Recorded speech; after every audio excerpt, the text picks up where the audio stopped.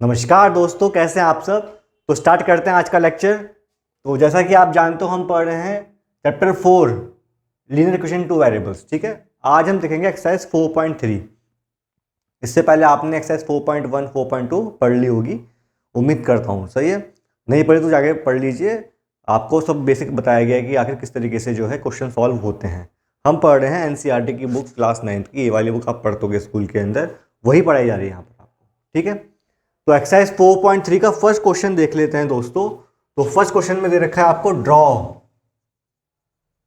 Graph.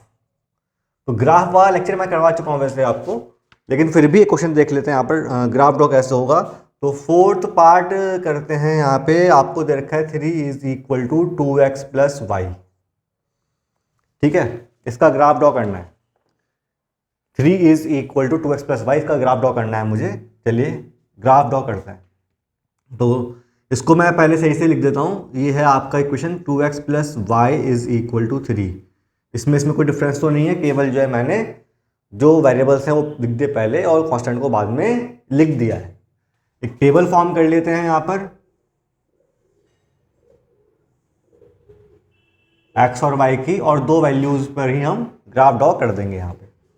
तो value put करता हूँ मैं x की 0, तो 2 × 0 + y = 3, 0 + y = 3, y = 3। तो 0 पर जो y की वैल्यू है वो 3 आ रही है। इसके बाद मैं पुट करता हूँ x की वैल्यू यहाँ पर 1, तो 2 × 1 + y = 3, 2 + y = 3, तो y = 1। तो 1 पर वैल्यू 1 ही आ रही है। बात समझ में आ रही है। इसको प्लॉट करते हैं ग्राफ में। कैसे करेंगे हम जानते हैं कि जो दो एक्सिस होती हैं, एक होती है एक्स एक्सिस, इसको बोलते हैं ये एक्स एक्सिस है, और ये है वाई एक्सिस। तो जो वैल्यूज हैं एक्स की वो हम एक्स पे देखेंगे, और जो वैल्यूज है वाई की वो हम वाई एक्सिस पर देखेंगे। तो यहाँ पर 1 2 3 4 5, -1 -2 -3 -4 -5, 1 2 3 4 5, -1 -2 -3 -4 -5। तो पहला है हमारा x0 y3। x0 यहीं पर होगा ओरिजिन पे, y3 यहाँ पर आ गया। तो ये दोनों यहाँ पर मीट करते हैं, तो ये आपका पॉइंट हो गया 0,3। बात समझ में आ रही है। अगला है 1,1। तो x भी 1 है, y भी 1 है, तो जहाँ दोनों मीट करेंगे लाइन वो आपका पॉइंट हो जाएगा। ये आपका पॉइंट है 1,1। इन दोनों को मिलाते हुए एक लाइन खींच देंगे हम। ये आपका ग्राफ बन गया। ये जो लाइन आई है, it is a graph of 2x + y = 3 का। बहुत टफ तो नहीं है ना। समझ में आया ना क्या किया मैंने किया इसमें कि पहले कोई भी दो वैल्यू आपकी जो इच्छा हो वो ले लीजिए। कोशिश करने की जाए y की जो वैल्यूज़ हैं वो इंटीजर में आनी चाहिए। ठीक है, प्लस या माइनस में जिसमें भी आए, फ्रैक्शन में ना आए। सही है, तो मैंने वैल्यूज़ जो है वही ली हैं x की, जिससे कि y की वैल्यूज़ फ्रैक्शन में ना आए। तो दो वैल्यूज़ ली मैंने, x0 और x1 पे चेक किया वैल्यू y की, तो 0 पे 3 आ रही है और 1 पे 1 आ रही है। समझ में आता है ना इतना। फिर मैंने इसको जो है जो x और y की वैल्यूज़ हैं इनको प्लॉट कर दिया ग्राफ पर।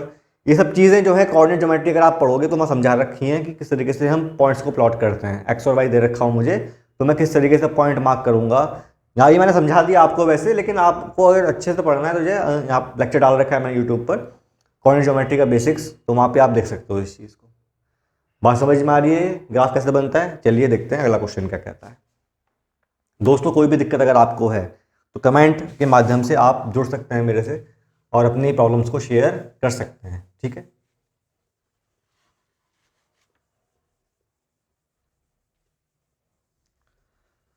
तो क्वेश्चन बोलता है इसमें next, give the equation of two lines passing through 2,14। एक पॉइंट दे रखा है, 2,14। इस पॉइंट से पास होने वाली हमें देनी है इक्वेशन ऑफ टू लाइंस। दो लाइन की इक्वेशन देनी है। ठीक है, इक्वेशन ऑफ टू लाइंस। अब आप सोच रहे होगे ये लाइंस कहां से आ गया। यहां बात चल रही है linear equation in two variables की, लाइन कहां से आ गया। तो मैंने बताया था आपको कि जो इक्वेशन ऑफ लाइन होती है दोस्तों, इक्वेशन ऑफ लाइन जो होती है ना, उसका जो फॉर्म है वो भी क्या होता है, वो भी ax plus b y plus c is equal to zero form का होता है। इक्वेशन ऑफ लाइन का जो जनरल इक्वेशन है, जनरल फॉर्म है, वो ax plus b y plus c equal to zero form की होती है, और यही क्या होता है, linear equation in two variables होता है। तो अगर कहीं भी दिखाई दे आपको कि जो इक्वेशन ऑफ लाइन लिखनी है, तो आपको जो है actually linear equation in two variable ही लिख के आना है। अब वो यहाँ पर कह रहा है कि जो है हमें इक्वेशन ऑफ लाइन लिखनी इस तरीके से कि ये पॉइंट इस पे सेटिस्फाई करे। तो साफ साफ दिख रहा है यहाँ पर जो x है वो तो 2 है और y है वो 14 है। साफ साफ दिख रहा है कि x 2 है, y 14 है। y को मैं ये लिख दूँ 2 इंटू 7, कोई दिक्कत तो नहीं है भाई, 7 टू द 14 होगा। 2 क्या दे रखा है मुझे, x दे रखा है ना, y इक्वल टू मैं लिख दूँ 7x, लिख दूँ भाई। यहां पर आप देखो तो कह रहा है कि जो है कि y को लिख रहा हूं मैं 2 इंटू 7, और जहां पर 2 है वहां लिख दिया मैंने x, क्योंकि वैल्यू जो 2 की है वो x दे रखी है। बात समझ में आ रही है? अब जरा आप यहाँ पुट करो वैल्यू 2। अगर मैं यहाँ पे 2 वैल्यू पुट करता हूँ x की, तो y 14 आएगा नहीं आएगा? इसका मतलब है ये वाला पॉइंट जो है इस इक्वेशन को सेटिस्फाई करता है। तो एक तो इक्वेशन लाइन की हमारी हो जाएगी यहाँ पर y is equal to 7x। बात समझ में आ रही है? अब दूसरा देखते हैं, क्या मैं लिख दूं y is equal to 14 into 1? क्या मैं लिख दूं y is equal to 14 into 1? कोई दिक्कत तो नहीं है? ठीक है। तो यहां पर जो है अगर मैं ये कर दूं, इससे तो बात नहीं बनने की है ना, क्योंकि अगर यहां पर मैं 1 को मैं रख सकता हूं, तो क्या आंसर आएगा आपका? नहीं आने का। अब वो मुझे लिखना है कि जो है इस तरीके से ये इक्वेशन, यही पॉइंट जो है दूसरी लाइन पर सेटिस्फाई होना चाहिए। वो कैसे निकालेंगे हम? वो हम कैसे निकालेंगे, वो हमें देखना है कि जो दूसरी लाइन पर वो कैसे सेटिस्फाई होगा। फर्स्ट समझ में आया आपको? चलिए दूसरा देखते हैं हम। तो y is equal to 7x तो हमारी फर्स्ट इक्वेशन हो गई लाइन की। सेकेंड क्या करेंगे हम, इसी में ही मल्टीप्लाई कर देते हैं। अगर मैं यहाँ पर लिख दूँ फॉर एग्जाम्पल, इसी में मैं 2 की मल्टीप्लाई कर दूँ, यहाँ ही मैं 2 की मल्टीप्लाई कर दूँ अगर, तो क्या हो जाएगा ये 2y is equal to 14x। 2y is equal to 14x। ठीक है।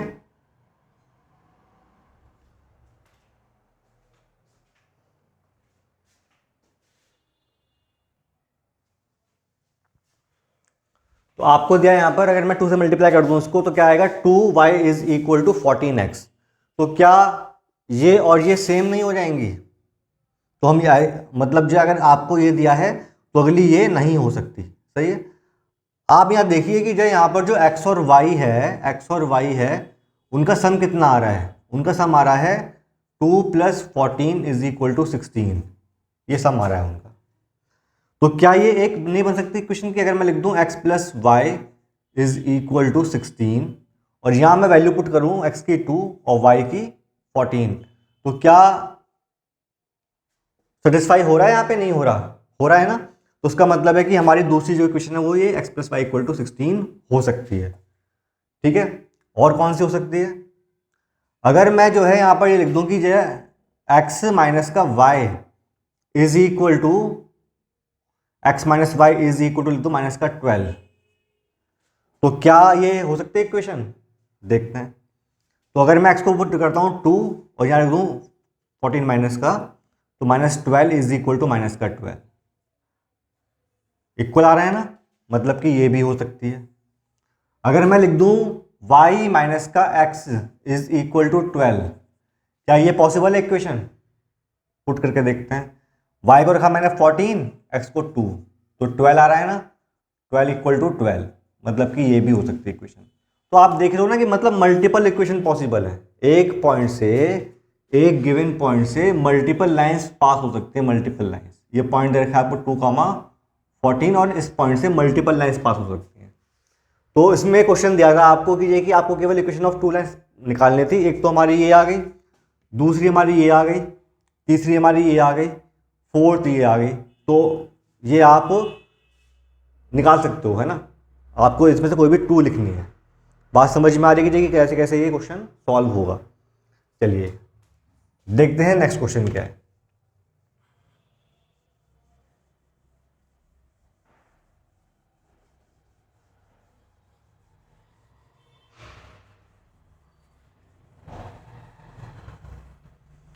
देखते हैं क्वेश्चन नंबर नेक्स्ट क्या कह रहा है इसमें। आपको यहां बोलता है कि if the point 3,4 lies on the graph of equation 3y equal to ax plus 7। Third question बोल रहा है कि एक पॉइंट है 3,4 और ये पॉइंट लाई करता है किस इक्वेशन पे 3y is equal to ax plus 7। इस पर ये लाई करता है, ठीक है। तो हमें फाइंड करने वैल्यू a की, हमें फाइंड करने वैल्यू a की। तो मैंने बताया था ना कि जो कोई भी पॉइंट अगर लाई कर रहा हो या सेटिस्फाई कर रहा हो तो मतलब आप जहां पर x है वहां पे 3 पुट कर दो, जहां y है वहां पर 4 पुट कर दो। पुट करते हैं तो 3 multiply by 4 is equal to a multiply 3 plus 7। तो 4 is 12 is equal to 3a plus 7। 3a is equal to 5, a is equal to 5/3। ये आपका आंसर हो जाएगा। बात समझ में आई है। क्वेश्चन देखते हैं नेक्स्ट क्या बोल रहा है। क्वेश्चन नंबर 4 देख लेते हैं। आपसे बोला है क्वेश्चन नंबर 4 में, ध्यान से सुनना, वर्ड प्रॉब्लम है। बच्चों को बहुत मतलब जो है टफ लगते हैं वर्ड प्रॉब्लम, लेकिन सबसे इजी भी यही होती हैं। इजी क्यों होती हैं ये? क्योंकि अगर आप इसकी लैंग्वेज समझ जाते हो एक बार तो फिर प्रॉब्लम नहीं आती वहाँ पर। The taxi fare in a city is as follows. किसी सिटी में टैक्सी फेयर दे रखा है इस तरीके से कि फॉर फर्स्ट किलोमीटर जो आपका फेयर है that is ₹8 and for subsequent distances के लिए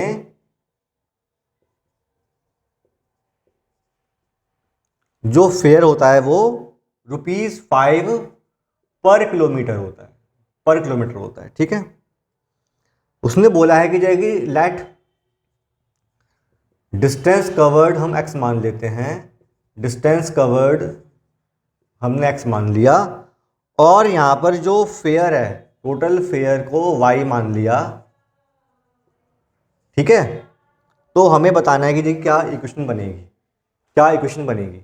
आपसे बोला कि आपने कोई टैक्सी बुक करी अपनी सिटी में, वहां टैक्सी वाले ने कहा भाई पहले किलोमीटर का तो लूंगा मैं 8 रुपये, उसके बाद जितना आप चलोगे ना उसके प्राइस हैं ₹5 पर किलोमीटर। फॉर एग्जाम्पल आप जाते हो 20 किलोमीटर, ठीक है, कितना पे करोगे आप? पहले किलोमीटर का तो ये कितना है 8 रुपये। कितने बच गए भाई? चलना आपको 20 किलोमीटर है, एक चल चुके, कितने बच गए? 19 बच गए। 19 के लिए जो है वो है ₹5 पर किलोमीटर। इतना हो गया टोटल फेयर। ये आपका आ गया टोटल फेयर फॉर 20 किलोमीटर। बात समझ में आ रही है? तो यहां भी वही करेंगे हम।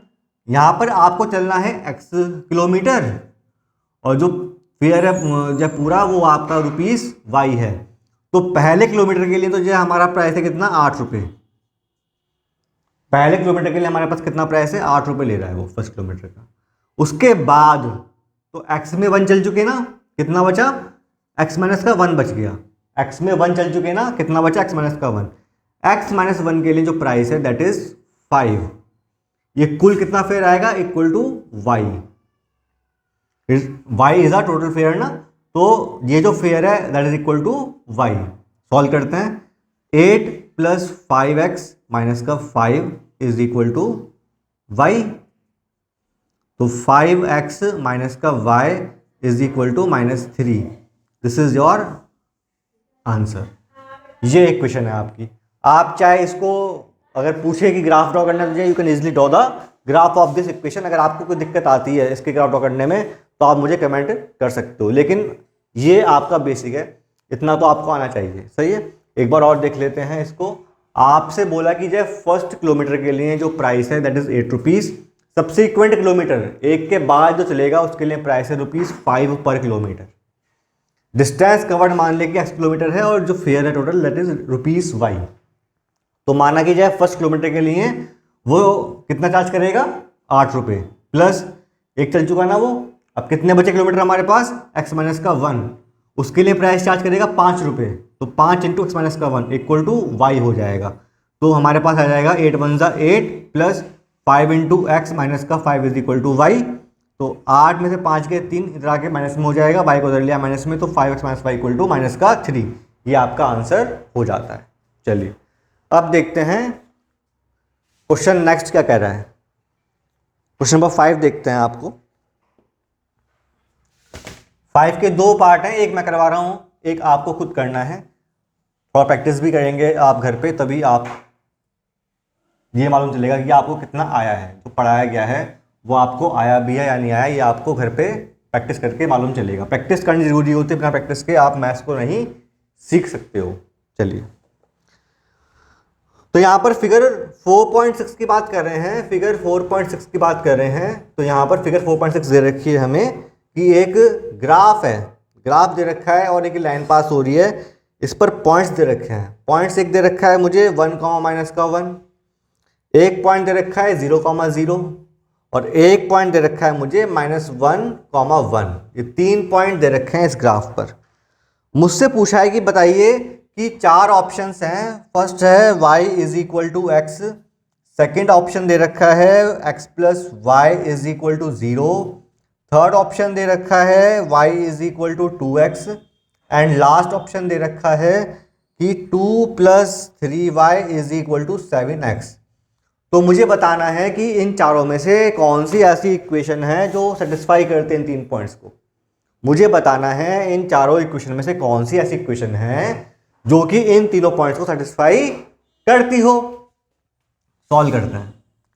तो पहला उठाते हैं, फर्स्ट है हमारी y = x। बारी बारी से हम वैल्यूज पुट करते हैं। मैंने पुट करा, सपोज x को -1 पुट करा, तो y = -1 आ जाएगा, बट यहां पर तो y 1 दे रखा है। अगर मैं x को पुट करता हूं -1, तो y कितना आ रहा है, -1 तो आ रहा है इस इक्वेशन के अकॉर्डिंग, बट यहां पे दे रखा है मुझे 1, means does not satisfy.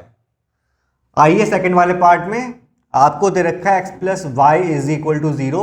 Put करता हूं पहला पॉइंट, -1 + 1 कट के 0 आ जाएगा ना, ये पॉइंट सेटिस्फाई कर गया इसमें। अगला पुट करते हैं 0 + 0, 0 आ गया, ये भी करेगा। थर्ड पुट करते हैं 1 - 1 कट के 0 आ जाएगा, ये भी करेगा। इसका मतलब है कि जो तीनों पॉइंट जो है सेकंड वाली इक्वेशन को सेटिस्फाई करते हैं। तो सेकंड जो इक्वेशन है, यही सेकंड वाली जो लीनियर इक्वेशन है, यही इस लाइन की इक्वेशन हो जाएगी। बात समझ में आ रही है, यही इसका आंसर है। आगे हमें चेक नहीं करना, चेक करना आप कर सकते हो वैसे। थर्ड उठाते हैं, आपको दे रखा है y = 2x, मैंने पुट करा x को 1, तो y कितना आ जाएगा, यहाँ पे 2 आ जाएगा, नहीं आ जाएगा, लेकिन 1 पर क्या दे रखा है हमें, -1 दे रखा है, सेटिस्फाई नहीं करता। जब वो x 1 है तो y दे रखा है -1, लेकिन यहाँ पे जो इक्वेशन है उससे आता है y कितना, 2, सेटिस्फाई नहीं करता। बात समझ में आ रही है। तो ये था आपको क्वेश्चन नंबर 5। फर्स्ट पार्ट मैंने कराया था आपको, सेकेंड पार्ट आपको खुद से करना है घर पे। क्वेश्चन नंबर 6 पे आ जाते हैं।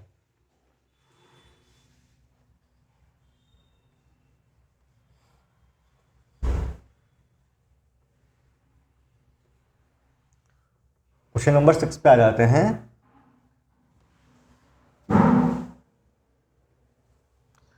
आपको सुनना ध्यान से, वर्ड प्रॉब्लम है। वर्ड प्रॉब्लम का जो फंडा है वो यही है कि अगर आप ध्यान से सुनते हो इन क्वेश्चंस को, समझते हो, तो आंसर आराम से मिल जाएगा। लेकिन अगर आपने गलती कर दी, समझा नहीं क्वेश्चन क्या कह रहा है, तो आप वहां मिस्टेक कर सकते हो। क्वेश्चन में कहता है, if the work done by a body on application of a constant force is directly proportional to distance travelled by the body. जो वर्क डन है वो प्रोपोर्शनल है डिस्टेंस कवर्ड के। जब हम ये साइन हटाते हैं तो एक कांस्टेंट आता है, वो कांस्टेंट है फोर्स। तो ये मतलब कि हमारी बन गई इक्वेशन W = F × x, जहां पर W क्या है, वर्क डन है। जितना मैंने पढ़ा अभी उसका बता रहा हूं मैं कि जो W यहां पर दे रखा है आपको, वर्क डन है। यहां पर F जो है वो कांस्टेंट फोर्स दे रखा है, मतलब ये चेंज नहीं हो सकता, कांस्टेंट फोर्स दे रखा है। और जो x है वो है डिस्टेंस कवर्ड, ये भी वेरिएबल है, डिस्टेंस कवर्ड। तो इसमें जो है ये तो वेरिएबल है, सही है, और ये भी वेरिएबल है। कितने वेरिएबल हो गए इसमें, 2 वेरिएबल हो गए ना। ये है आपका कांस्टेंट हो गया, और एक कांस्टेंट भी दे रखा है। तो 2 वेरिएबल अगर हो जाए, डिग्री 1 दे रखी होती तो क्या होता है वो, it is linear equation in 2 variables. तो ये जो है ये एक लीनियर इक्वेशन है 2 वेरिएबल के अंदर, ये एक लीनियर इक्वेशन है इन 2 वेरिएबल्स। बात समझ में आ रही है, इसका मतलब ये है। अब वो कह रहा है आगे, draw a graph of the same by taking constant force as 5। अगर एफ को मैं 5 ले लेता हूं तो W हो जाएगा यहाँ पे 5 इंटू एक्स, हो जाएगा नहीं हो जाएगा? तो क्या ग्राफ ड्रॉ हो सकता है इसका? आराम से हो जाएगा, आराम से हो जाएगा भाई। एक्स एक्सिस को ये ले लिया हमने, वर्क डन ऊपर हो गया। अब यहाँ पर एक टेबल फॉर्म कर लीजिए, दो वैल्यू पुट कर देना यहाँ पर। ये एक्स हो गया, ये डब्ल्यू हो गया। अगर मैं एक्स को रखता हूँ 0, डब्ल्यू भी 0 आएगा। एक्स को मैंने रखा 1, डब्ल्यू 5 आ जाएगा। हो जाएगा नहीं हो जाएगा? चलिए यहाँ 1 2 3 4 5, -1 -2 -3 -4 माइनस का 5, 1 2 3 4 5, -1 -2 -3 -4 माइनस का 5। तो 0 पे 0 आ रहा है, ये पॉइंट हो गया। 1 पर 5 आ रहा है, तो 1 पर 5 तो ये x1 है तो y 5 है, तो यहाँ पे ये आपका ऐसे कट जाएगा। इसको ज्वाइन करते हुए ये इसकी आ गई इक्वेशन, ग्राफ बन गया इसका। अब इसके बाद कहता है कि find the work done when distance is 2, means x अगर 2 है, w कितना आ जाएगा? मीन्स 5 इंटू 2 मीन्स 10 जूल आ जाएगा। आ जाएगा नहीं आ जाएगा? Joule is the unit of work done. ठीक है, अगर कह रहा है कि कि अगर डिस्टेंस ट्रेवल्ड क्या है x है, और x 2 दे रखा है तो कितना आएगा w? 5 इंटू 2 10 आ जाएगा। और x अगर 0 है तो w कितना आ रहा है? 0 आ रहा है ना। x 0 पर w कितना आएगा? 0 जूल आ जाएगा। बात समझ में आ रही है आपको? तो ये क्वेश्चन नंबर 6 हो जाता है। बहुत टफ नहीं है, देखने में टफ लगता है, सुनने में टफ लगता है, लेकिन अगर हम सॉल्व करेंगे समझ जाते हैं तो जो है टफ नहीं है। ठीक है, चलिए देखते हैं नेक्स्ट क्वेश्चन 7th। इसको रब कर देता हूं एक बार। दोस्तों अगर आपको समझ में आ रहा है, वीडियो पसंद आ रही है, तो इसको प्लीज लाइक करिएगा वीडियो को, क्योंकि जितने लाइक होंगे उतना ही मुझे मिलेगा मोटिवेशन। और अगर आपको लगता है कि हाँ कोई ऐसा नीडी पर्सन है जिसको ये वीडियो हेल्प कर सकती है, तो शेयर करिए प्लीज। ठीक है, उसमें आपको कुछ नहीं जा रहा, केवल आपको शेयर करना है, लेकिन हो सकता है जिसको आप शेयर करें उसको हेल्प मिल जाए, जिसको आप करें शेयर उसको हेल्प मिल जाए, ये पॉसिबल हो सकता है। ठीक है, तो दोस्तों इसलिए वीडियो अगर जो भी आपको लगती है हेल्पफुल, मेरी ही नहीं किसी की भी लगती है, आपको लगता है कि हाँ भाई ये मेरा बेस्ट फ्रेंड है और इसको देनी चाहिए वीडियो, तो वही गलत बात नहीं है ना, शेयर करनी चाहिए। शेयर करने से ज्ञान बढ़ता है, शेयर करने से ज्ञान बढ़ता है, कम नहीं होता।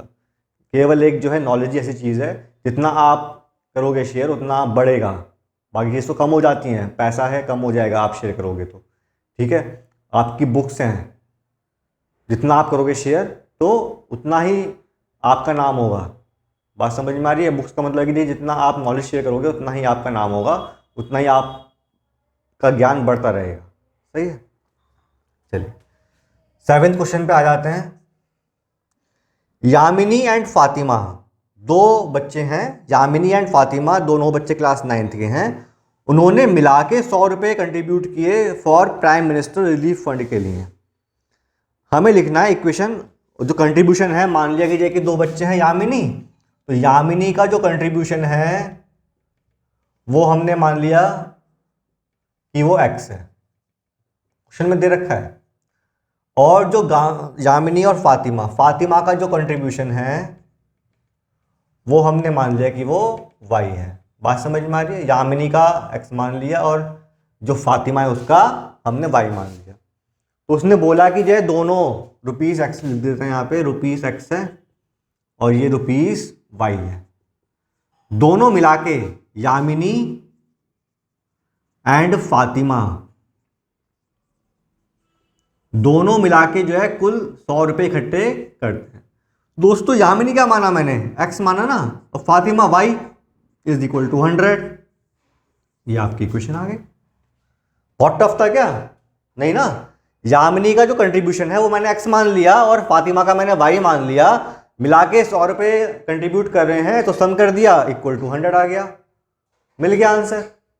बात समझ में आ रही है? तो बहुत टफ चीजें नहीं होती, बट प्रॉब्लम अगर आप समझेंगे ठीक से 10th क्लास में टफ आएंगी। 10th क्लास में तो जो टफ प्रॉब्लम्स आती हैं, अगर आपने ये बेसिक्स नहीं तैयार किया ठीक से तो 10th में दिक्कत आपको हो जाएगी। 10th में भी सेम चैप्टर है, उसमें प्रॉब्लम्स भी टफ हैं। आप यकीन मानिएगा, ठीक है। लास्ट क्वेश्चन सेम एक्सरसाइज का करते हैं, लास्ट क्वेश्चन सेम एक्सरसाइज का करते हैं, क्वेश्चन नंबर 8। बहुत ही इंपॉर्टेंट क्वेश्चन है, चाहे आप मार्क कर लीजिए इसको, एग्जाम में पूछते ही पूछते हैं, ये क्वेश्चन पूछते ही पूछते हैं। आपको दिया है कि जो है, हम ये पढ़ते भी हो आप, कि फ़ारेनहाइट जो होता है that is equal to 9/5 Celsius plus 32। ये एक फॉर्मूला है जिससे आप जो है फ़ारेनहाइट को चेंज कर सकते हो सेल्सियस में, सेल्सियस को चेंज कर सकते हो फ़ारेनहाइट में। ये आपने फिजिक्स में पढ़ा होगा। तो पहला तो मुझसे बोला कि ये ग्राफ ड्रॉ करिए, इसका ग्राफ ड्रॉ करके बताइए, हमें आता नहीं है, ग्राफ ड्रॉ करिए कैसे होगा। सही है। ये Fahrenheit, F for Fahrenheit, C for Celsius, ये टेम्परेचर के स्केल्स हैं। These are the scales of temperature. आपको जो तापमान है वो हम डिफरेंट स्केल में नाप सकते हैं। तो यहाँ पर दो दे रखे हैं, एक तो है F फॉर फ़ारेनहाइट और C फॉर सेल्सियस। ये सेल्सियस का है और ये फ़ारेनहाइट का, ठीक है।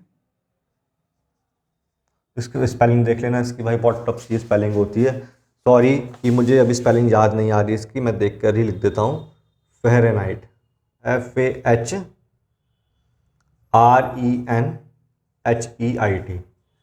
फ़ारेनहाइट, है ना। स्पेलिंग टफ है, नहीं टफ है।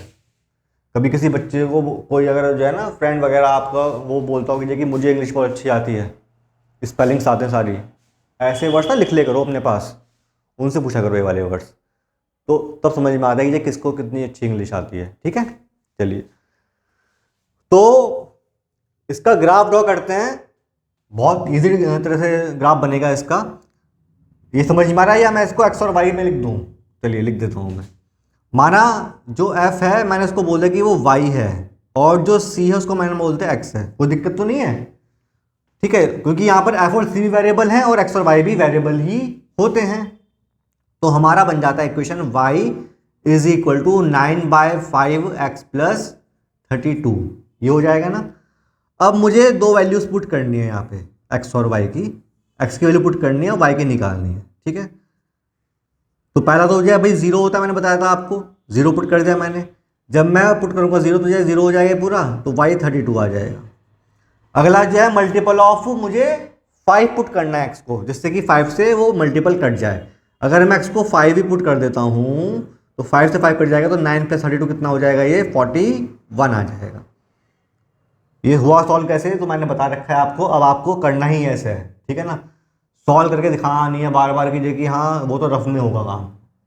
हमें साफ साफ दिख गया कीजिए कि अगर हम x को पुट करते हैं 0 तो ये 0 हो गया पूरा, तो y कितना आ गया? 32 आ जाएगा।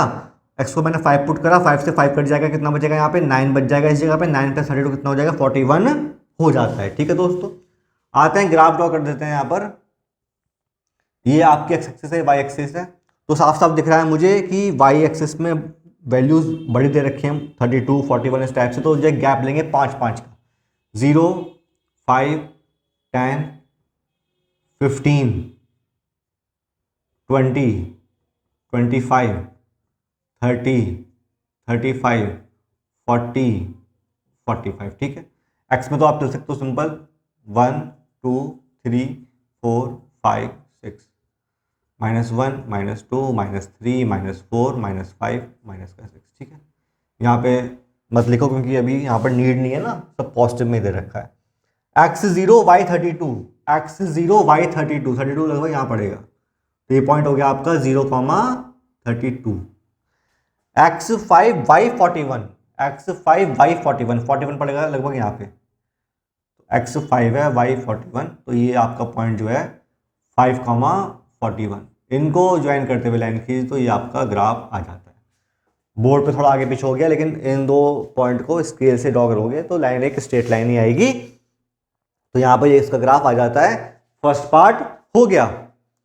सेकंड कह रहा है, सेकंड पार्ट में कहता है if the temperature is 30 degree centigrade. आपको दिया है सी की वैल्यू कितना? 30 डिग्री सेंटीग्रेड दे रखी है, तो एफ फाइंड करिए। पुट कर देते हैं, तो एफ इज इक्वल टू 9/5 × 30 + 32, 5 6 30, 9 6 54 + 32, तो 4 2 6 5 3 8, इतना डिग्री फ़ारेनहाइट हो जाएगा। बात समझ में आ रही है? थर्ड पार्ट कहता है कि अगर आपको एफ दे रखा है, एफ दे रखा है कितना 95 डिग्री फ़ारेनहाइट, तो यू हैव टू फाइंड सी कितना आएगा। चलिए देखते हैं। तो अगर आपको दे रखा है एफ 95 तो पुट कर देते हैं 95 is equal to 9/5c plus 32, 9/5c is equal to 5 में 2 गए 3, 9 में 3 गए 6, c is equal to 63 into 5/9, 9 7 जा, तो ये आ गया 35, इतना सेंटीग्रेड आ गया 95 डिग्री फ़ारेनहाइट में। उम्मीद करता हूँ कि समझ में आ रहा होगा आपको ये सॉल्व कैसे हुआ है। ठीक है, ग्राफ के बाद ये 2 आंसर आए हैं। अब ये पूछ रहा है फोर्थ पार्ट में, फोर्थ पार्ट थोड़ा अप कर देता हूँ इस चीज़ को, ये लिख लिया होगा आपने। अब ये पूछ रहा है फोर्थ पार्ट में कि अगर टेम्परेचर 0 डिग्री सेंटीग्रेड हो तो कितना होगा फ़ारेनहाइट में। इसका मतलब है कि आपसे पूछ रहा है कि अगर C 0 हो जाए, अगर C 0 है तो F कितना होगा, तो निकाल लो। F is equal to 9/5 into 0 plus 32, तो F कितना आएगा 32 डिग्री फ़ारेनहाइट। और अगर F 0 हो जाए कितना आएगा, 0 is equal to 9/5c plus 32, तो 9/5c is equal to -32, c is equal to -32 into 5/9, तो कट जाएगा ये, तो नहीं कटने का तो जाए यहाँ पर आ जाएगा 5 दूनी 10, 5 तिया 15 और 1 16, इतना डिग्री सेंटीग्रेड आ जाएगा। ठीक है, चलिए इसके बाद जो है लास्ट पार्ट ये पूछता है इसमें, ये तो आपका फोर्थ पार्ट था, लास्ट पूछता है फिफ्थ पार्ट यहाँ पे, is there are temperature which is numerically the same in both F and C.